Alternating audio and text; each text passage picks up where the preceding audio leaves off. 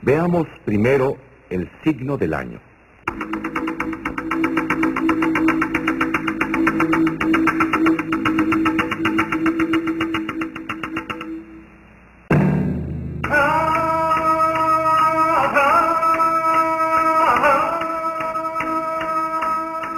La base es el corte perpendicular de un canal.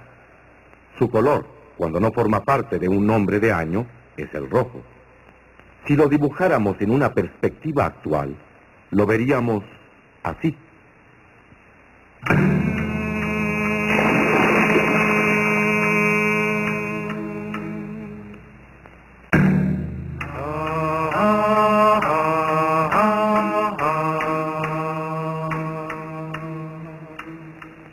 Dos hojas de carrizo representadas por sus puntas.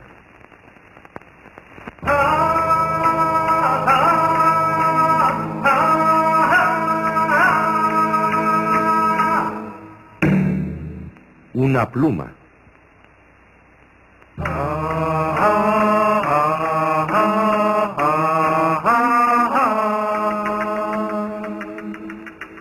El dibujo sintetizado de un tallo de carrizo. Todos estos elementos están unidos, atados con una cuerda que forma un nudo. Mecat es el mecate. Anudar se dice ilpía. Entonces tenemos una oración completa, sujeto, verbo y complemento, que se debe leer Mecat ilpía shiwit, la cuerda que ata los años. Es decir, que este año 2 carrizo marca el fin de un ciclo cronológico. El calendario usado por los Tenochca marcaba ciclos que iban de 52 en 52 años. La celebración de esta atadura de años, fin y principio a la vez, está dicha así. Este es un mamalhuastli, instrumento tradicional para hacer el fuego. Entenderemos mejor esta representación dibujándola a la manera que conocemos ahora.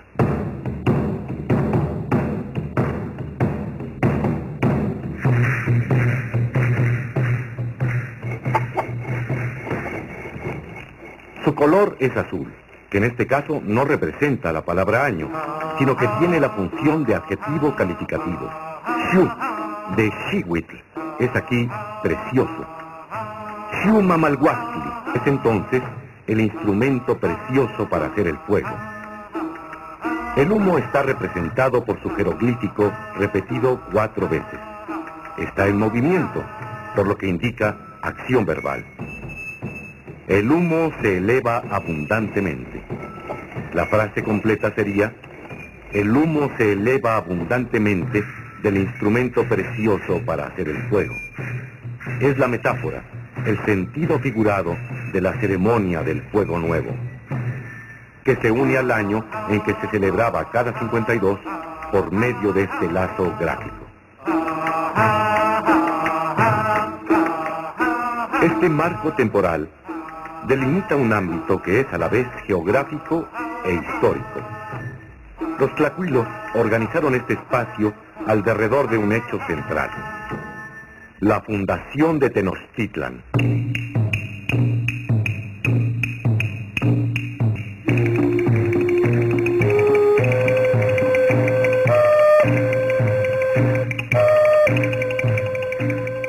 El momento preciso en que el águila se posa sobre el nopal, cuando se cumple la profecía y se detiene el largo peregrinar de los aztecas. ¿Qué era lo más relevante del paisaje de esta tierra prometida en el momento de la llegada? Había tules en fruto, había carrizos, aunque no tan abundantes. De estas plantas vemos sus raíces, es decir, que no están cultivadas, que son silvestres. Formando parte de este paisaje hay un marco acuático. Es una red de canales cuyos bordes ondulados nos están diciendo que contienen agua en movimiento. Agua de color turquesa, líquido precioso. Ag, el agua, corre al mismo nivel que la tierra, representada por la hoja en que dibujó el tlacuilo. No puede figurar el cielo al mismo tiempo porque quedaría a nuestras espaldas.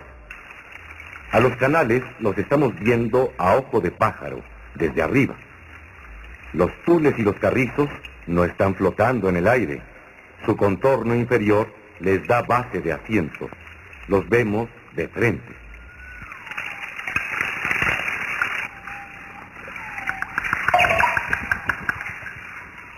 En esta solución plástica hay un doble punto de vista, una síntesis de dos dimensiones. Si hemos visto algo de la composición gráfica, reconstruyamos ahora una frase. La lectura de un solo tule es tolling, de varios el plural tolan. Acat es carrizo, acatlan su pluralidad. Piedra se dice tet, güey es grande, salan, palabra que indica abundancia, y también estar situado entre. Entonces leeremos tolanzalan, acatzalan, güey tet. La gran piedra en medio de los muchos tules silvestres en fruto y los carrizos no cultivados. Así podríamos continuar. Sobre la gran piedra crece el grande nopal. Esta lectura tentativa sirve para darnos cuenta de que el paisaje no es solo ecológico, sino también fonético. Es decir, que aparte de líneas, formas y colores, contiene sonidos que se pronuncian y que forman sílabas, que se unen en palabras, palabras que se juntan para decir oraciones, ideas, conceptos. Los canales que nos hablan históricamente del control de aguas y la irrigación representan el signo Olin,